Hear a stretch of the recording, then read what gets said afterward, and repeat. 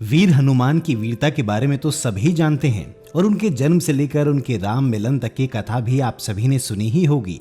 लेकिन क्या आप जानते हैं कि हनुमान की मां को एक ऐसा श्राप मिला था जिसकी वजह से वो स्वर्ग की अप्सरा से वानर बन गई थी। चलिए आपको बताते हैं कि ऐसा क्या हुआ था जब माता अंजनी को ऐसा श्राप मिला जिससे वो वानर बन गई। एक बार स्वर्ग में देवराज इंद्र ने एक सभा का आयोजन कर रखा था जिसमें भाग लेने के लिए दुर्वासा ऋषि भी आए हुए थे।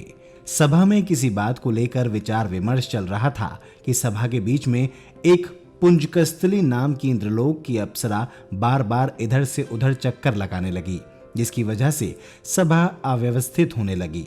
ऋषि दुर्वासा को अप्सरा का यह आचरण अच्छा नहीं लगा।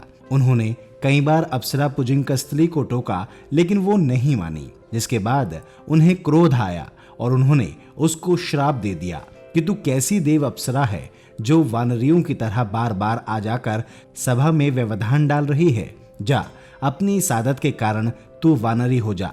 अपने आचरण का ये परिणाम अप्सरा ने सोचा भी नहीं था, पर अब क्या हो सकता था, भूल हो चुकी थी जिसके कारण वो श्रापित भी हो चुकी थी।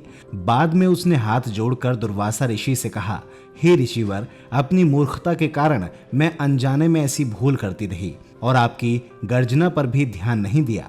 सभा में व्यवधान डालने का मेरा कोई उद्देश्य नहीं था।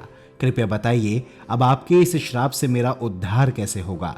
अप्सरा की विनती सुनकर ऋषि दुर्वासा बोले, अपनी इस चंचलता के कारण अगले जन्म में तू वानर जाति के राजा विरज की कन्या के रूप में जन्म लेगी।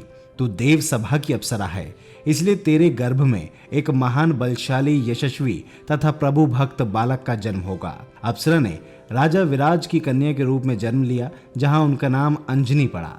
राजकेसरी के साथ उनका विवाह हुआ और उन्होंने वीर बलवान बजरंग हनुमान को जन्म दिया। तो उम्मीद है कि आपको ये बात समझ आ गई होगी कि आखिर कैसे हनुमान जी की मां अंजनी वानर रूप में पैदा हुई थी।